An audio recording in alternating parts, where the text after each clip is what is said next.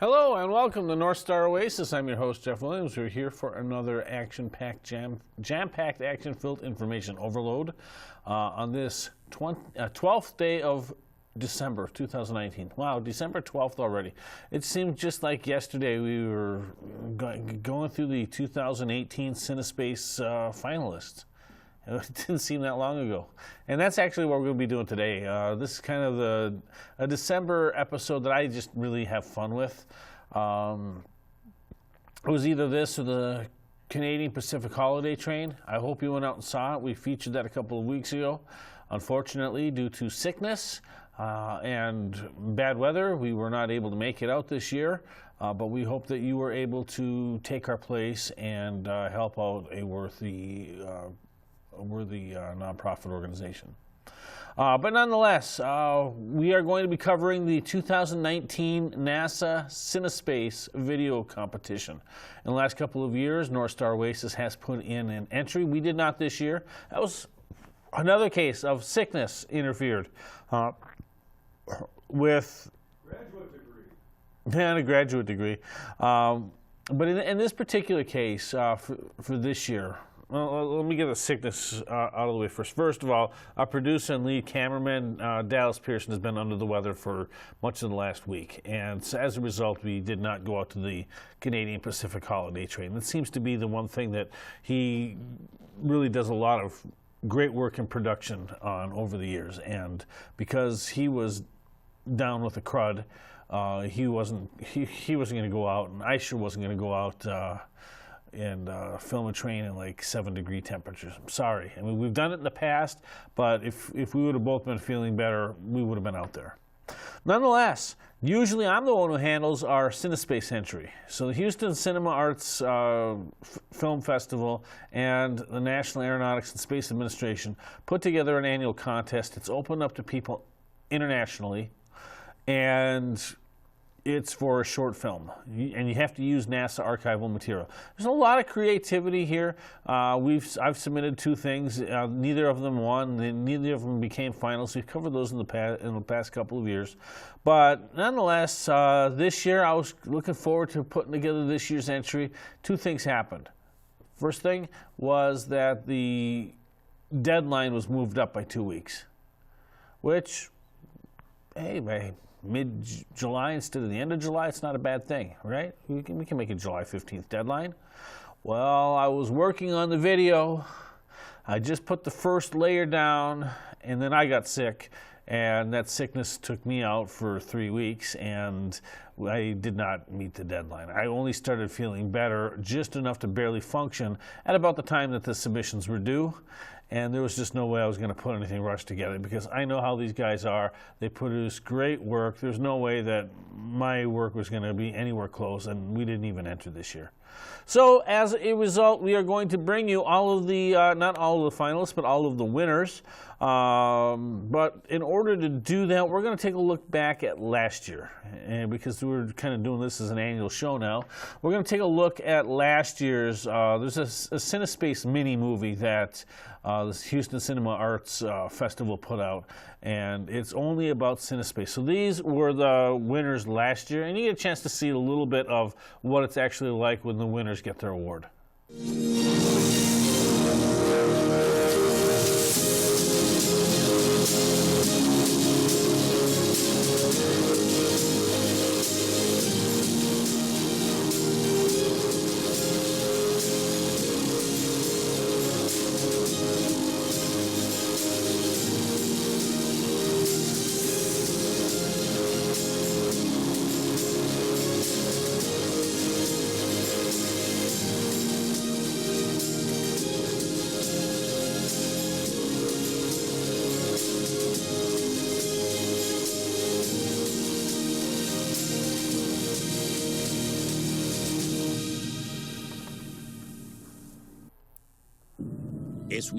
So last year at this time, I critiqued them, and then I looked at ours, and I still thought that the submission that we put together with, and I recognize its flaws, still I thought would have been better than at least one of them, I think maybe 2 of them.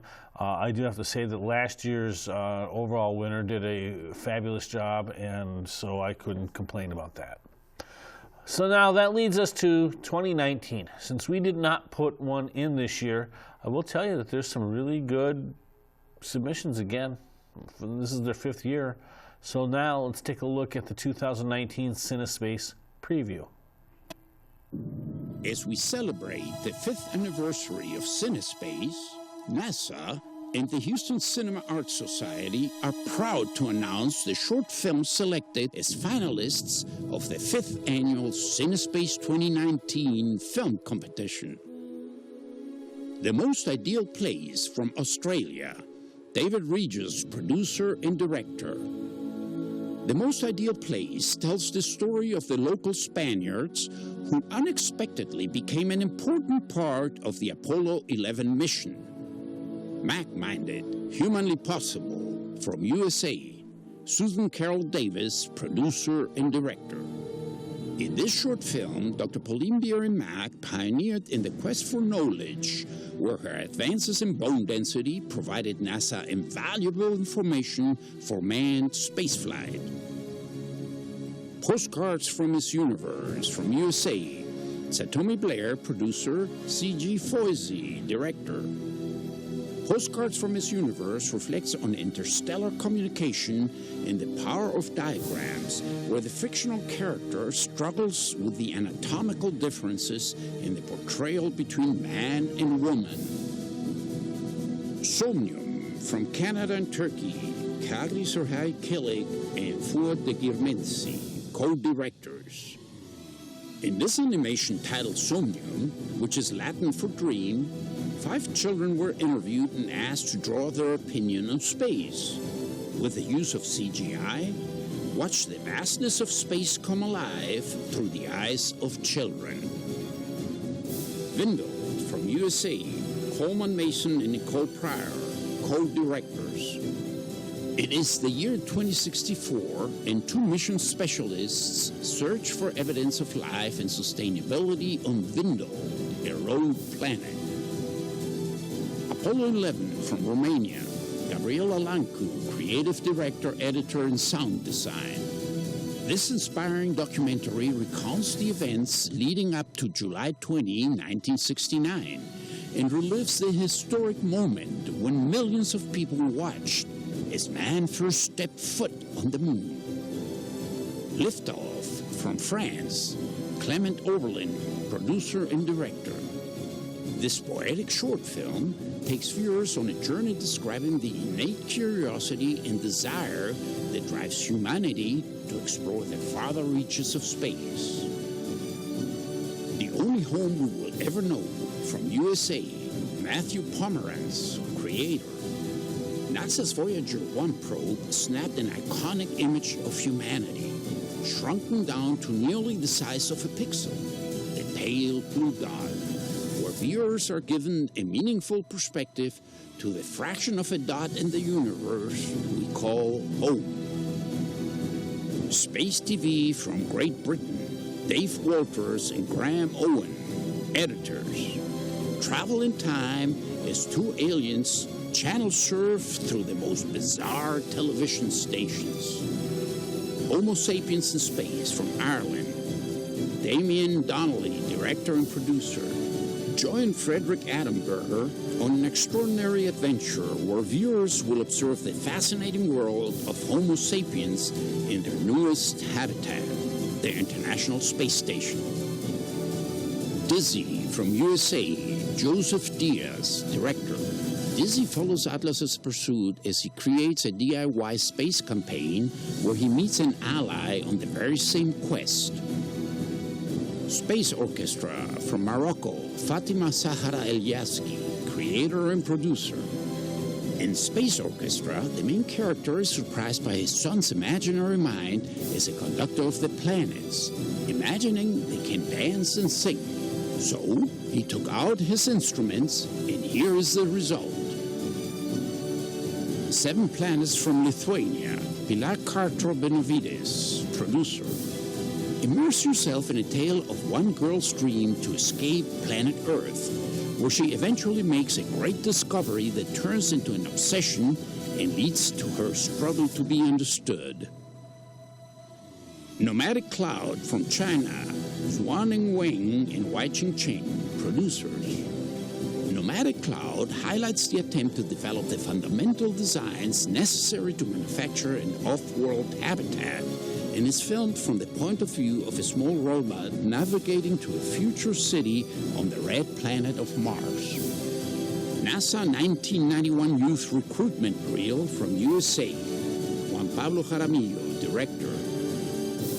Using carefully constructed archival references, this film captured the joy of NASA employees working on supporting the shuttle from the ground and remastered existing archival videos that originated from a 23-year-old VHS tape.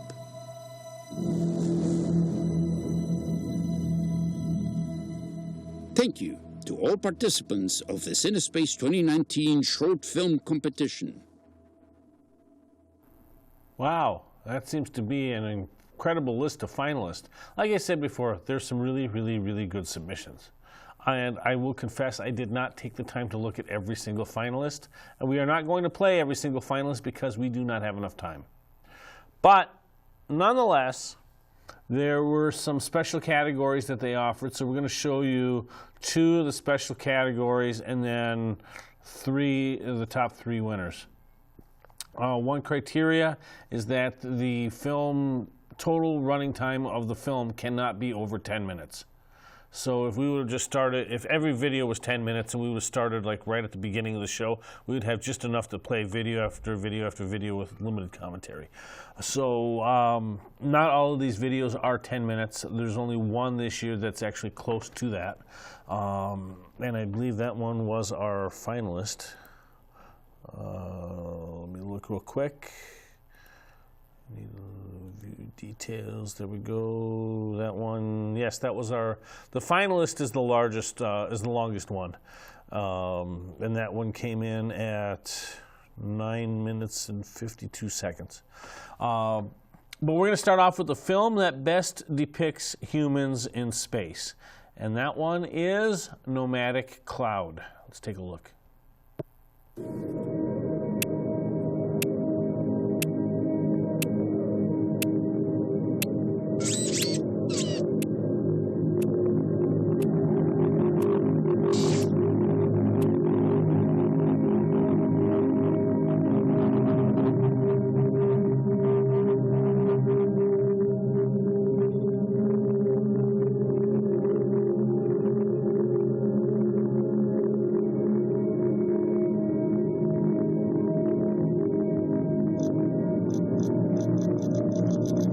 And from the point of view of a small robot, this video seeks to tell the story starting from the launch of the SLS to the future city of Mars. Our habitat, the Nomadic Cloud, will accommodate a NASA crew of 4, will be the first humans to ever step foot on Mars. Our habitat is a mobile lightweight structure that can be used as exploration equipment as well as a living space.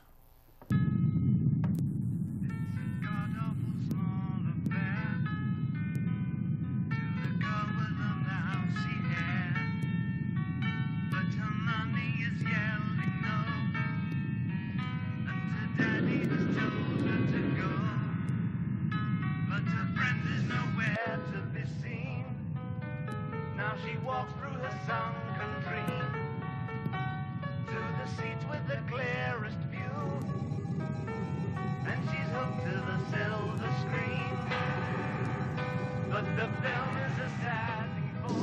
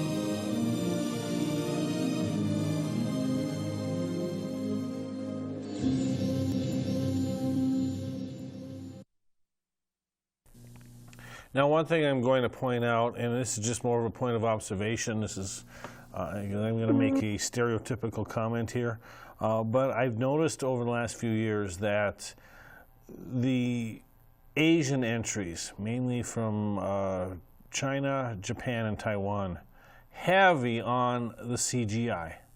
And that's exactly what they did here. CGI, music, dystopian themes, no narration or dialogue. That just kind of seems to be a recurring theme from entries that come from that part of the world. But I have to say, their CGI is absolutely fabulous. They've used like 30 seconds, because you got to have, for this competition, you have to have 90% of it has to can be anything, but you have to have a minimum of 10% of NASA archival footage. And they used about 30 seconds worth of NASA footage, which makes, meets the requirement. Everything else that they've done here is CGI, and I'm just blown away by the professional quality of their work. I just really am. The dystopian theme, lack of human voice, that didn't really sell for me personally, because I'm critiquing them as I go along. But I will have to say that the CGI is absolutely magnificent here.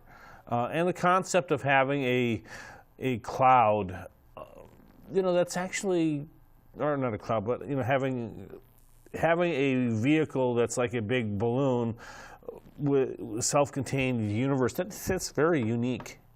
So I have to give some credit for the creativity, a lot of credit for their graphics. Unfortunately, no human narration. It doesn't do it for me. For a 5-minute film, it dragged just a little bit.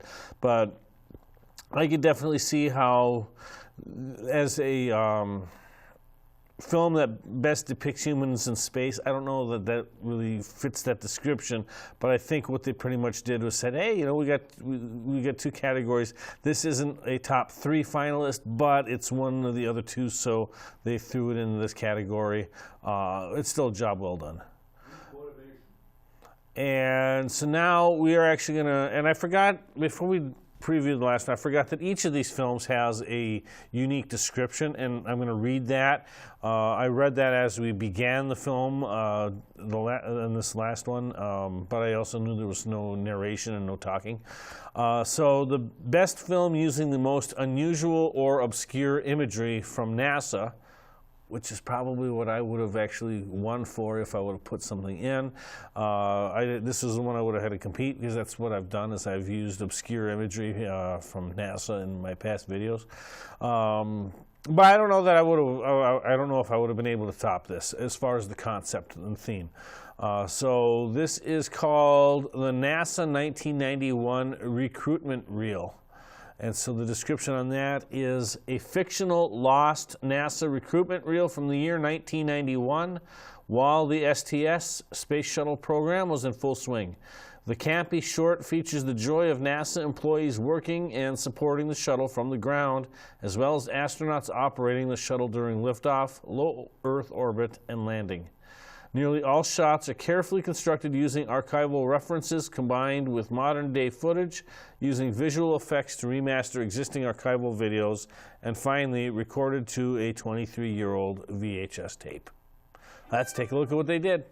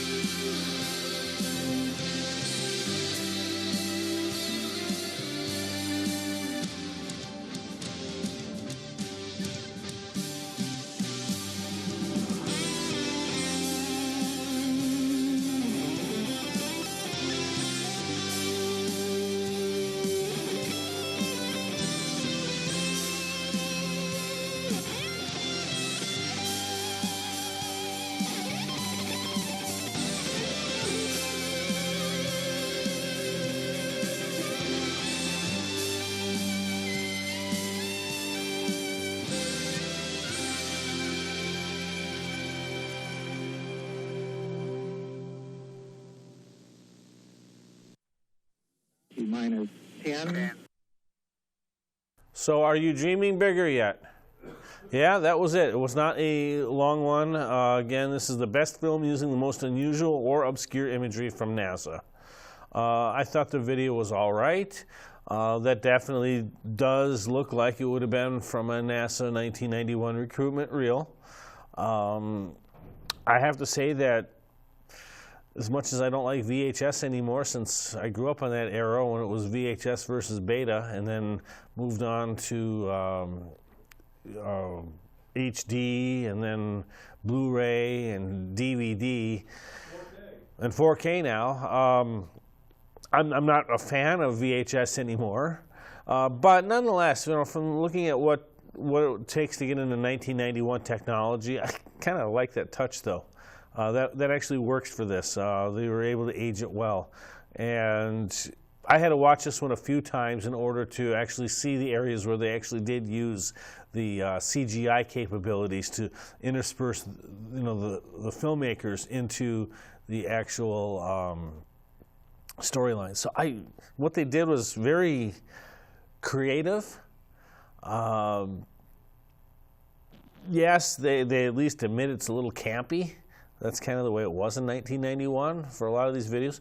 So yeah, definitely wouldn't put it in my top 3. But best film using the most unusual or obscure imagery from NASA, this would definitely fit. So the job well done.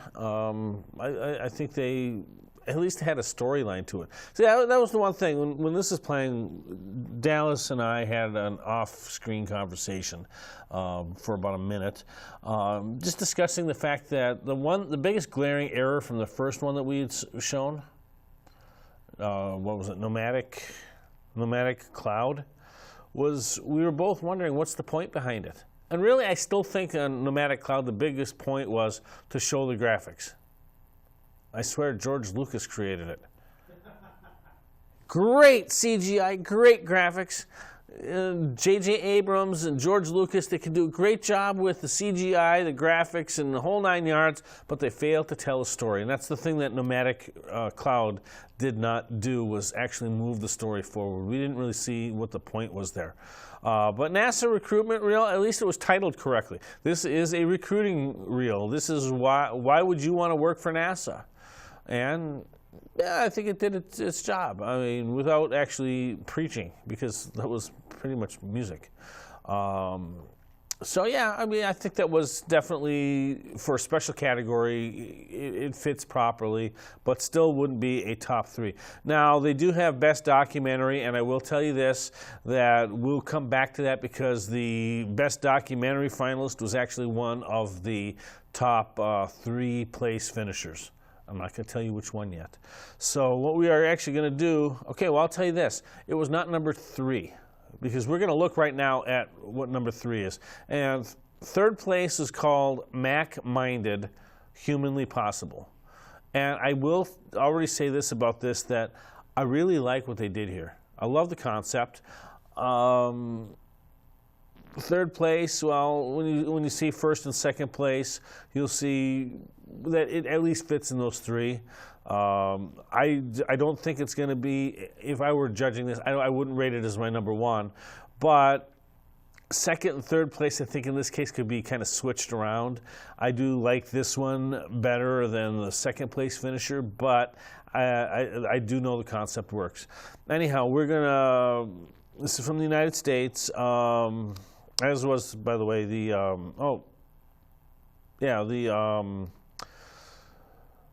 recruitment reel was also in the United States, so I will at least tell you where they're from. So third place, this is called Mac-Minded, Humanly Possible. Before this acronym STEM even existed, Dr. Pauline Beery Mack, Texas Women's University professor in the 1950s to 1970s, pioneered in the quest for knowledge in science, technology, and statistical research. Her advances in bone density provided NASA invaluable information for manned spaceflight, earning Mack a Silver Snoopy Award presented by astronaut Jim Lovell in 1970, a time when women scientists were rarely recognized among their male peers. So I had never heard of Dr. Mack before watching this video, and so I learned something here, and now you can too. Minus 10, 9, 8. We have a go for main engine start. We have main engine start. 4, 3, 2, 1, 0.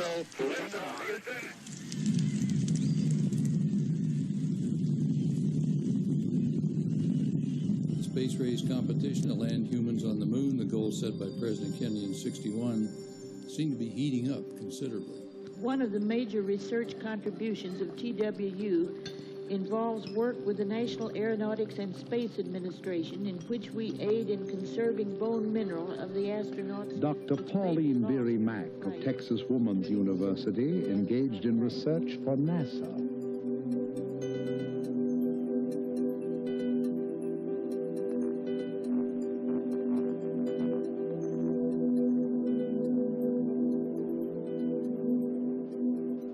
When we talk about a typical day for Dr. Mack, it might be 24 hours.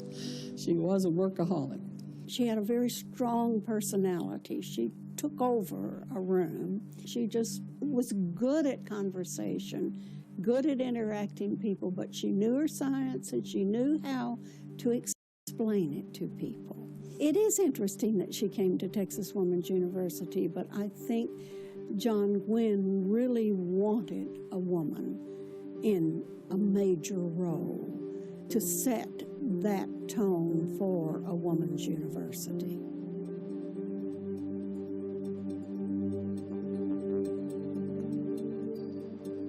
She was a chemistry major to begin with, and she was recognized as a chemist. She won a significant medal, the Garvan Medal, and she used that chemistry knowledge to go into bone density. And we had NASA projects from 1962 to about the end of the 60s. NASA wanted to study what weightlessness would do to the people who went into space. So we know that when you go into space, the rate at which you lose bone is 10 times the amount that's observed in postmenopausal women on Earth. So that is significant. What we know, how you can simulate microgravity type of conditions, is bed rest studies, right? They stayed in a recumbent position and were fed in a recumbent position. So this was 6 weeks of lying down. The diet was just food that the nutrition department had developed that they think that would supply the body with calcium and phosphorus. We had little cubes of food, and we determined that they all tasted pretty much the same. It's the way they were named. If it was a cheesecake cube, it really didn't taste very good because it tasted just like the toast cube. She used a system in which they x-rayed the heel bone, the oscalcis, with a wedge of aluminum that you knew the density of. We eventually learned bed rest was pretty bad for people, that they lost even more bone density than they would in weightlessness. We learned so much that extended beyond space about the health of people and about the importance of activity from those bed rest studies.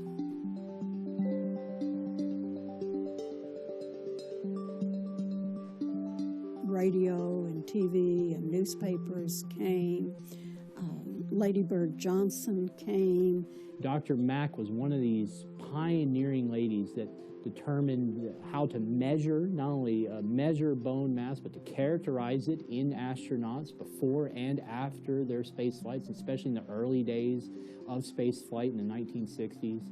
Part of our challenge today for space travel is we can't go to Mars until we solve this problem of mobilizing bone during space travel. She went to whatever site she could go when astronauts landed, and she x-rayed them at whatever site that they launched from also. Those men were going to be in a weightless situation, no stress on their bones, and what we found was that they were losing a lot of calcium, more than they should have been. Bill Stover was our x-ray technician, and he and Dr. Mack did a lot of traveling together. We had a space flight that involved collecting data from the astronauts. She had to send Bill to do it because they didn't allow women on board ship. I'm sure that was frustrating to her because she didn't see any difference between men and women, and she certainly employed lots of men around her.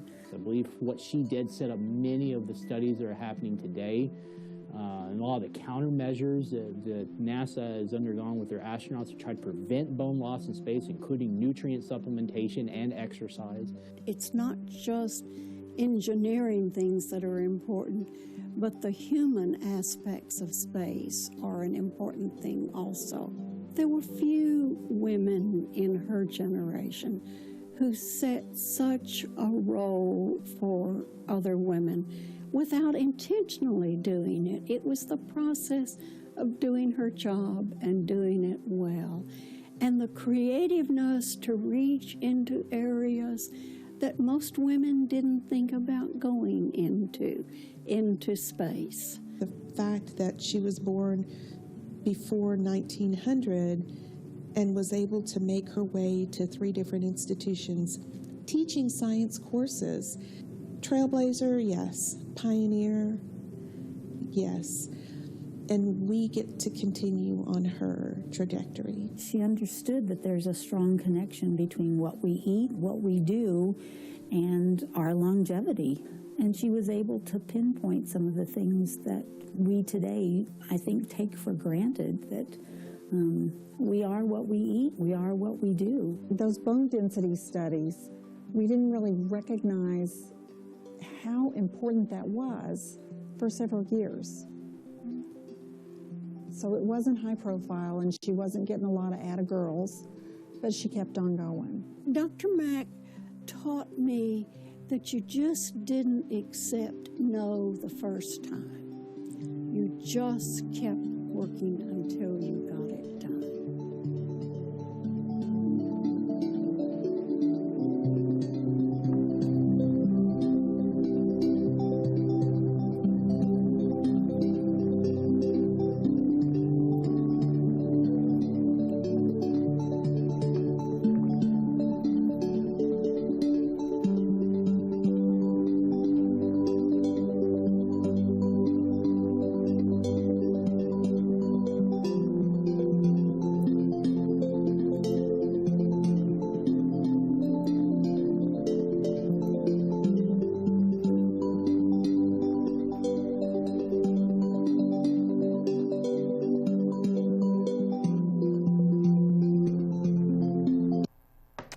So there you have it. That was the 3rd place finisher, Mac-minded, humanly possible.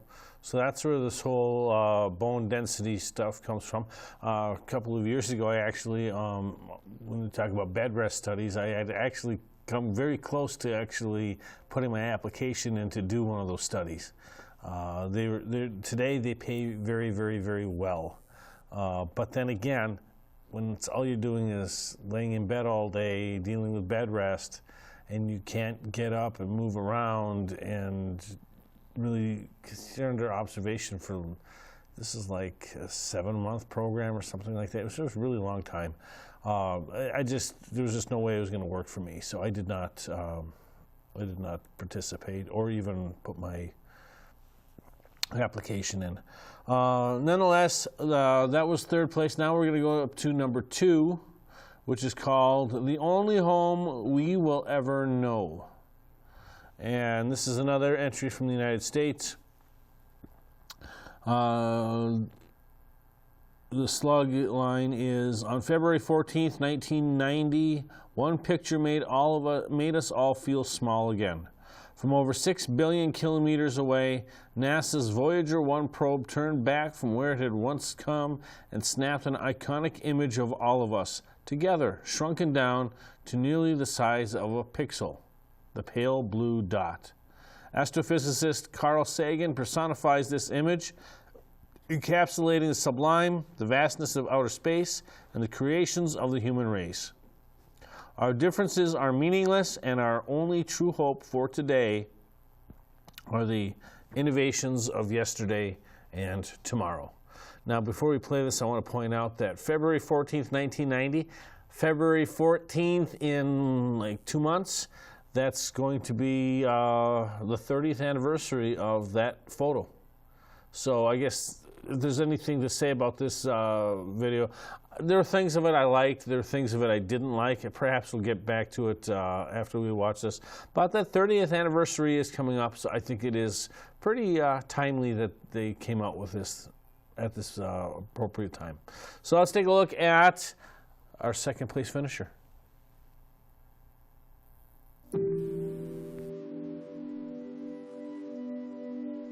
From this distant vantage point, the Earth might not seem of any particular interest. But for us, it's different. Consider again that dot. That's here. That's home. That's us. On it, everyone you love, everyone you know, everyone you ever heard of, every human being who ever was, lived out their lives. The aggregate of our joy and suffering, thousands of confident religions, ideologies, and economic doctrines, every hunter and forager, every hero and coward, every creator and destroyer of civilization, every king and peasant, every young couple in love, every mother and father, hopeful child, inventor and explorer, every teacher of morals, every corrupt politician, every superstar, every supreme leader, every saint and sinner in the history of our species lived there, on a mote of dust, suspended in a sunbeam. The Earth is a very small stage in a vast cosmic arena. Think of the rivers of blood spilled by all those generals and emperors, so that in glory and triumph they could become the momentary masters of a fraction of a dot. Our posturings, our imagined self-importance, the delusion that we have some privileged position in the universe, are challenged by this point of pale light. Our planet is a lonely speck in the great enveloping cosmic dark. In our obscurity, in all this vastness, there is no hint that help will come from elsewhere to save us from ourselves. The Earth is the only world known so far to harbor life. There is nowhere else, at least in the near future, to which our species could migrate. Visit? Yes. Settle? Not yet. Like it or not, for the moment, the Earth is where we make our stand. It has been said that astronomy is a humbling and character-building experience. There is perhaps no better demonstration of the folly of human conceits than this distant image of our tiny world.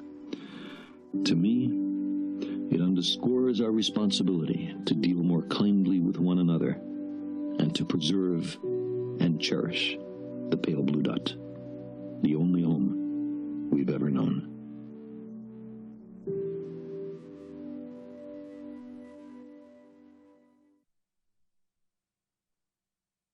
Got to mention something earlier, and that is the prize amounts, because this is the reason why, of course, I mean, the creativity is one thing, but you want to know how much money's at stake here? $26,000 total. So again, looking back at our earlier entries, the ones that we looked at first, the film that best depicts humans in space, Nomadic Cloud, they won $500. $500 for CGI. They probably put more than $500 into that project. The film that best depicts humans in space. Actually, wait a minute. I'm sorry. The film using the most unusual or obscure imagery from NASA. That's the one that was $500 winner. That was the 1991 Recruitment video. The film that best depicts humans in space, that was Nomadic Cloud. That was $3,500. The best documentary is also our first place finisher. So for the best documentary, that will be $4,000. So then third place, which was the Dr. Mac video, Mac Minded. That one was $3,000. Then this one we just had shown you, the Only Homely Will Ever Know. That one, second place, is $5,000. And what I liked about it was the concept. I thought the concept was superb. The story was pretty solid, and it told a lot in a very brief time with a very narrow focus. That part was good. I think the selection of a lot of the video clips I thought was good. And Carl Sagan narrating that part, I think that was a nice touch. Unfortunately, the thing that it didn't work for me was kind of the one thing that it worked, or that didn't work for me for Nomadic Cloud, was that it kind of dragged. When you yawn halfway through a 3-minute video, it's probably not as stimulating as it could be, but at the same time, it's definitely a solid second place.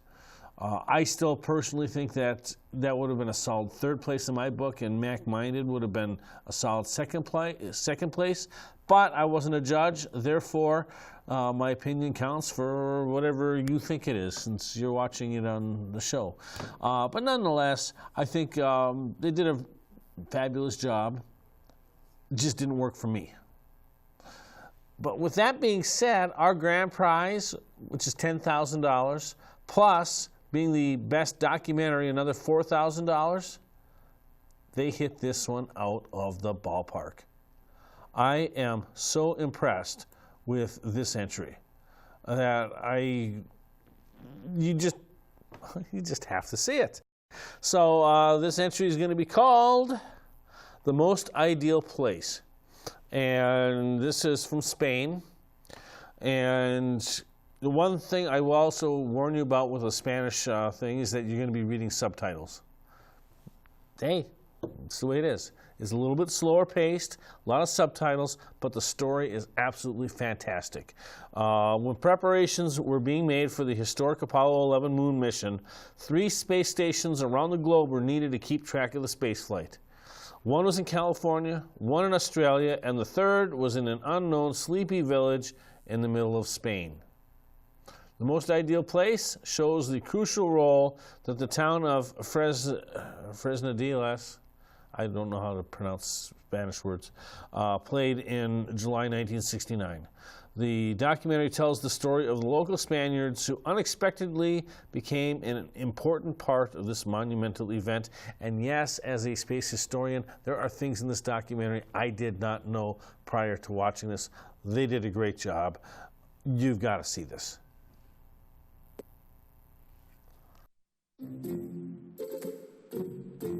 Han sido 40 años de trabajo y luego pues 10 años más reviviéndolo. Como me dicen mis nietos, abuelo, cuéntanos historias tuyas, pero no cuentos, historias tuyas. Una cosa es soñar y otra cosa es la realidad. A mí me parecía imposible. Era imposible, que eso era una película que nos habían puesto.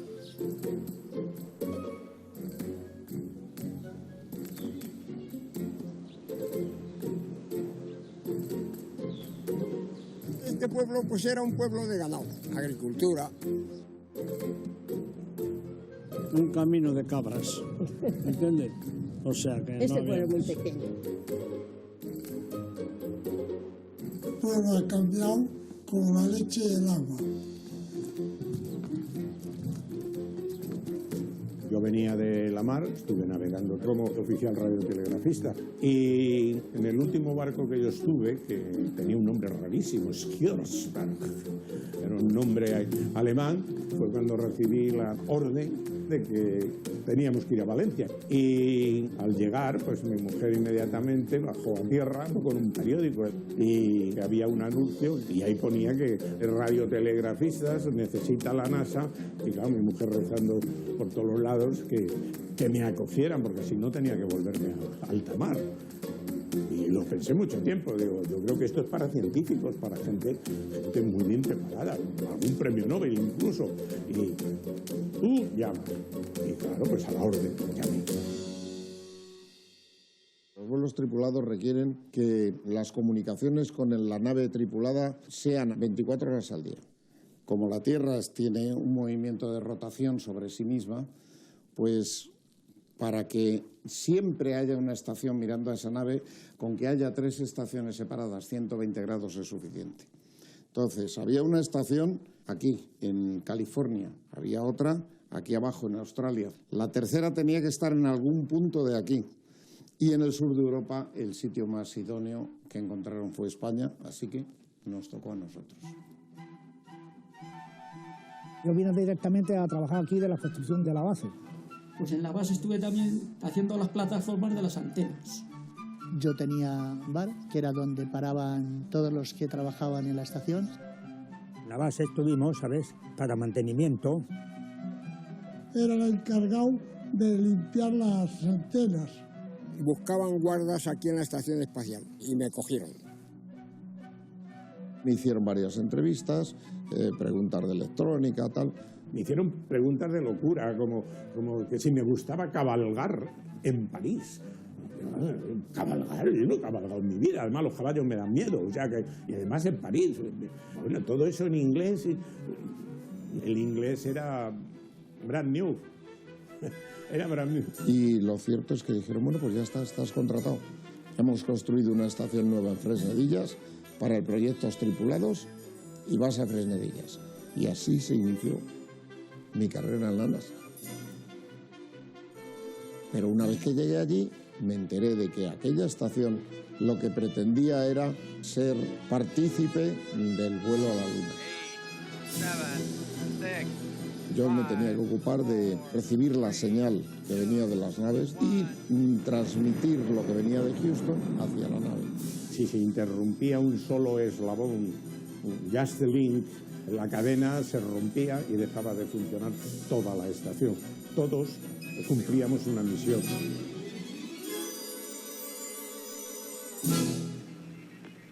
You can see up here, one up is as good as another. That really is water, though, I'll show you. We see lots of arms.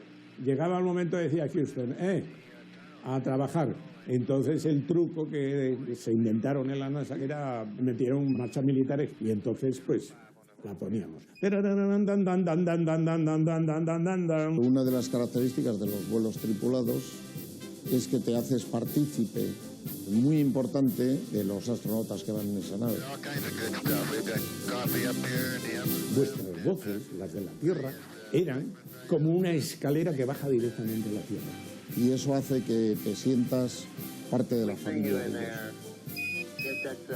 La promesa de Kennedy cuando dijo, I believe this nation should commit itself to achieving the goal before this decade is out of landing a man on the moon and returning him safely to the earth. Y esa promesa, todos los que intervinimos, no la tomamos a pecho.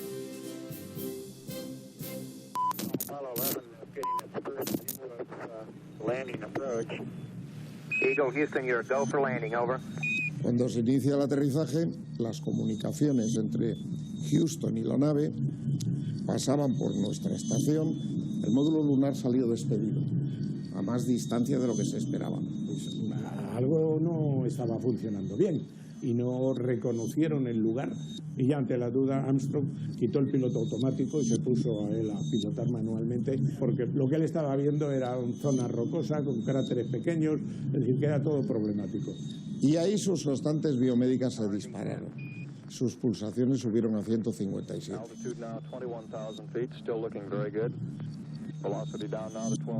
Y ya Charles Duke le dijo 60 seconds, o sea, os queda 60 segundos de combustible. 60 seconds. Lights on. Light nicely, 200 feet. 4.5 down. A nosotros parecían que pasaban siglos, no eran segundos. Cuando de nuevo Charles Duke dijo 30 seconds. Ya la cosa era más grave, porque si con 17 segundos no habían aterrizado, tenían que abortar totalmente la misión, aunque estuvieran a medio metro del suelo. 40 feet down, 2.5, picking up some dust. Forward, forward. Okay, engine stop. Ahí hay un momento muy curioso en que Neil Armstrong dice: Tranquility Base here. The Eagle has landed. Eso nosotros lo oímos antes que Houston. Y eso sí es importante. Eso sí me impactó mucho. Porque pensé, Dios mío, yo he sido el primero que he oído que los astronautas estaban en la Luna. Y ya pues fue un momento de romper la emoción. Tiramos todo lo que teníamos por la mano, nos dimos abrazos. Fue muy emotivo, muy emotivo.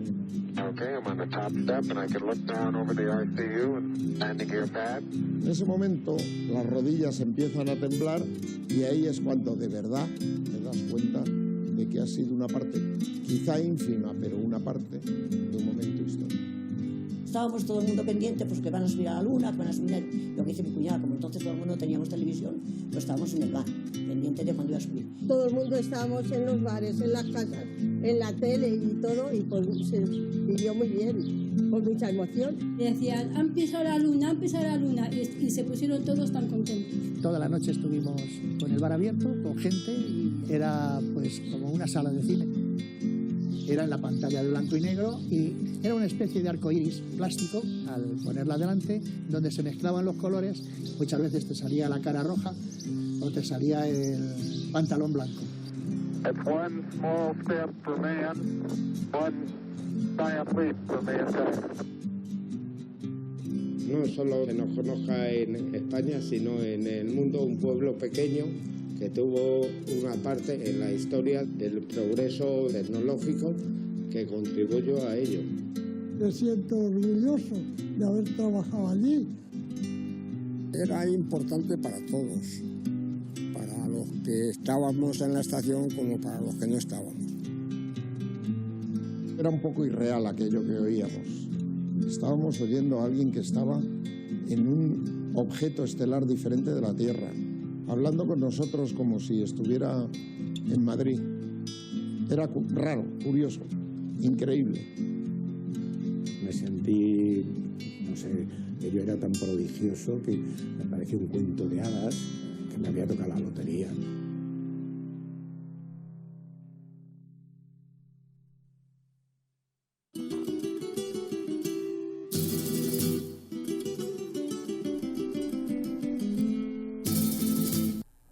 And the last word in the film was, I feel like I won the lottery.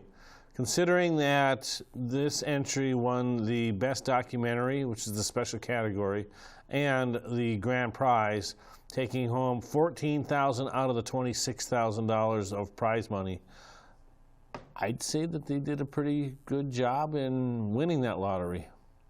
So I found that just a little ironic right here at the very, very end.